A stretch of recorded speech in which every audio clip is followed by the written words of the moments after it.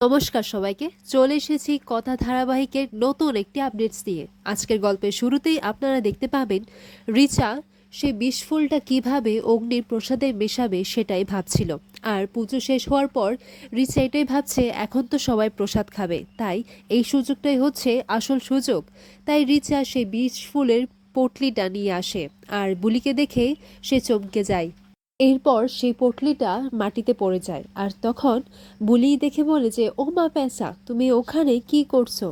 এরপর রিচা বলে, না আসলে আমি ভাবছিলাম যে সবাইকে তো প্রসাদ দেওয়া হচ্ছে, আমি সবাইকে প্রসাদটা দিই।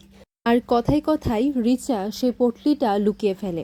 এইদিকে বুলি বলে, বাবা প্যাঁচা, এই দেখছো মা গন্ধেশ্বরীর পুজোতে বসলে মনটা কেমন সুমতি দিয়েছিল মা। আচ্ছা ঠিক আছে, তুমি দিও দিও। আর অন্যদিকে দেখা যায় বুলি সবার জন্য প্রসাদ বেড়ে দিচ্ছে। আর এরই মধ্যে রিচা সুযোগ পেয়ে প্রসাদের মধ্যে সেই বিষ ফুলের পাপড়িগুলো মিশিয়ে দেয়। এদিকে সবাই এভিকে প্রসাদ খাওয়ার জন্য রিকোয়েস্ট করে, বলে যে ব্রো পুজোতে থেকেছিস আর প্রসাদটা খাবি না, তা কি করে হয়, তুই প্রসাদটা না খেয়ে যাস না এইভাবে। ছোটকাও এভিকে বলে। এরপর এভি বলে, আচ্ছা ঠিক আছে, তোরা এত করে যখন বলছিস আমি প্রসাদটা টেস্ট করে দেখছি। আর এরই মধ্যে অ্যানি সেই বাটিটা নিয়ে যায় যার মধ্যে বিষফুলটা পড়েছিল। আর এদিকে রিচা ফিঙ্গার ক্রস করে রয়েছে, বলে যে এত তোড়জোড় করে কষ্ট করেছি, বিষফুলটা আমি এইভাবে মিশিয়েছি, এভি প্রসাদটা খাবে না।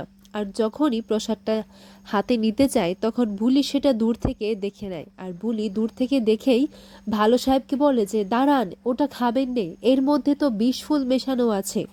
এরপর সেই বাটিটা ফেলে দেয়। আর এতে রিচার প্ল্যানটা একেবারে তছনছ হয়ে যায়। রিচা বলে, এই বুলি মেয়েটাকে না, ওর জন্য আমার এই প্ল্যানটাই পুরা ভেস্তে গেল। ওকে যে আমি কি করি, এমনি তো একটু পরেই খেয়ে নিত, কিন্তু ওর জন্য হলো না। এই মেয়েটা কে? এই মেয়েটার জন্য তো দেখছি কিছুই করা যাচ্ছে না। এইদিকে বুলিকে বলে যে তুমি কে, আর তুমি কি করে জানলে যে এটা বিষফুল, আর তুমি এত পাতা ফুল এইসব গাছগাছালি নিয়ে কি করে জানো এত? এইদিকে সোমের গুহ বিষফুলটা দেখে ভয় পেয়ে যান। উনি বলেন যে ওমা, এটা তো ফায়ার ফ্লাওয়ার, কিন্তু এটা এখানে কি করছে? এই রিসার্চে কি করতে চাইছে আমি তো কিছুই বুঝতে পারছি না, এখন কি হবে? এরপর এইদিকে এভি বুলিকে বলে যে তুমি সত্যি করে বলো যে তুমি কে, আর তুমি সাধারণত কেউ নও, তুমি নিশ্চয়ই অন্য একটা আইডেন্টিটি লুকাচ্ছ আমাদের সবার কাছ থেকে।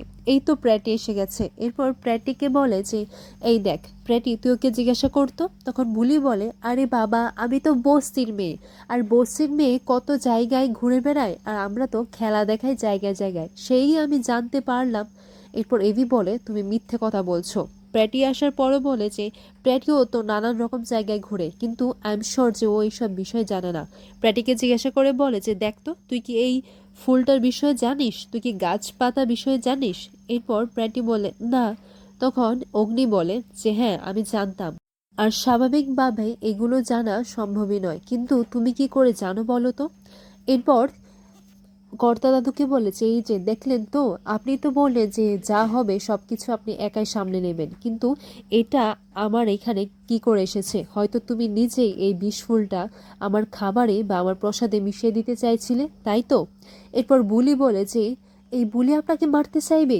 এই বুলি তো বারবার বলছে যে বুলি এটা জানে না কোত্থেকে এসছে, আর বিষফুল তো বাড়িতে হয়নি, আমি তো দেখা মাত্রই বললাম এটা বাড়িতে হয়নি, এটা তো আমাদের বস্তিতে আগে ছিল, আর তাই লোকে বলতো যে ওদিকে যাস নে, খেলা করিস নে, এটা তো বিষফুল।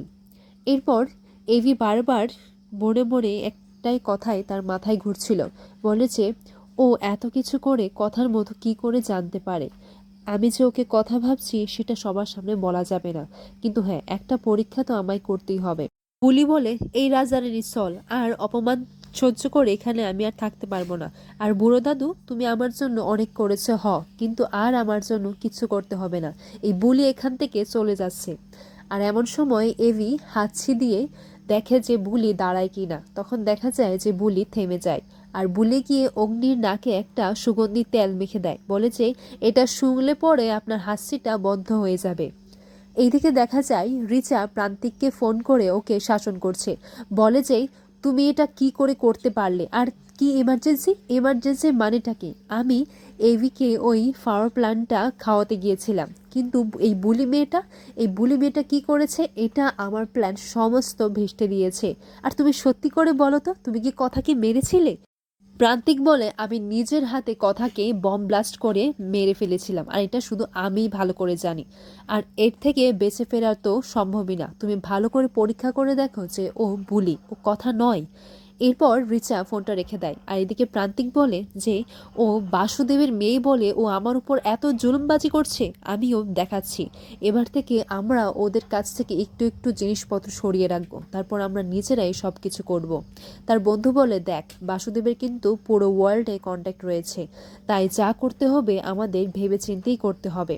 তখন প্রান্তিক বলে, তুই এসব চিন্তা করিস না, তুই থাকবি কিনা বল সেটা আমাকে জানা। আর প্রান্তিকের বা হাত কি করে সেটা তার ডান হাতই জানে না। অন্যদিকে দেখা যায় বুলি আর রাজারানী এই বিষ ফুলের খোঁজ লাগাচ্ছে। বাগানের পেছনেও এই বিষ ফুলের গাছ তো কোথাও নেই, আর না বাড়িতে রয়েছে। তাহলে এই বিষ ফুলের পাপড়িটা কোথা থেকে এলো? সেই দিন পেয়েছিল ভালো সাহেবের জুতোর মধ্যে, আর আজকে ভালো সাহেবের প্রসাদে এই বিষ ফুলটা কোথা থেকে আসে? এরপর বুলি সব জায়গায় জায়গায় মাটি দিয়ে রাখছিল, কারণ চিহ্নিত করছে কে কোথায় দাঁড়িয়েছিল। তখন রানী বলে যে, আরে ওই পেঁচা তো প্রসাদের ও পারে ছিল, মানে উল্টো সাইডে ছিল।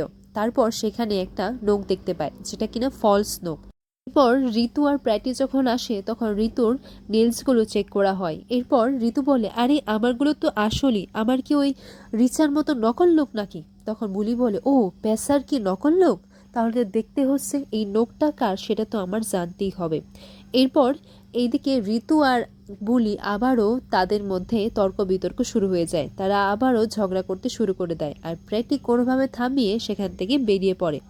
এইদিকে দেখা যায় বুলি কর্তা দাদুর কাছে পারমিশন নিতে চায় যে সে আজ থেকে ভালো সাহেবের খাবারের দায়িত্ব নেবে। আর এটা শুনে তারা দুজনই বেশ খুশি হয়। কর্তা দিদা বলে যে, দেখো মা, আমরা তো জানি না ও কি খায়, আর ও বাইরে গিয়ে কি ছাইবস্য খেয়ে আসে ওই জানে, কিন্তু তুমি যদি এই দায়িত্বটা নাও তাহলে কিন্তু আমাদের খুব ভালো লাগবে, আর তুমিই পারবে, আর আমার তোমার উপর বিশ্বাস আছে। তখন বুলি বলে, ঠিক আছে, আর কেউ যদি জিজ্ঞাসা করে তাহলে বইলা দিমু যে বুড়ো দাদু আমারে এই দায়িত্বটা দিছে। তখন কর্তা দাদু বলে, শুধু পারমিশনই নয়, আমি তোমাকে আশীর্বাদও করলাম। এরপর দেখা যায় রাজারানীকে নিয়ে বুলি রান্নাঘরে উনুনটা বসিয়ে দেয়। আর এদিকে সবাই এসে হাজির হয়, বলে যে, এই মা, রান্নাঘরে উনুন, তুমি এটা কি করছো? বুলি বলে যে, দেখো ভালো কাকা, আমি কিন্তু ওই সব শখের চুলায় রান্না করতে পারবো না, এই বুলি এই উনুনেই রান্না করবে, বুঝতে পেরেছো? এরপর বুলি রুটিগুলো একেবারে জ্বালিয়ে নিচ্ছে। তখন নীলাদ্রি বলে, এই আর যাই হোক না কেন, আমার বোন কথা তো একদমই নয়, কারণ আমার বোনের কথা রান্নার হাত ছিল, আর এইসব পোড়া রুটি খাবে? আবার একটা নতুন ঝামেলা শুরু হতে যাচ্ছে, এই আমি বলে রাখলাম। এদিকে আক্কি এসে বলে যে, আমি সেই ফুলটা টেস্ট করেছিলাম, আর শি ওয়াজ রাইট, ওর মধ্যে বিষ রয়েছে।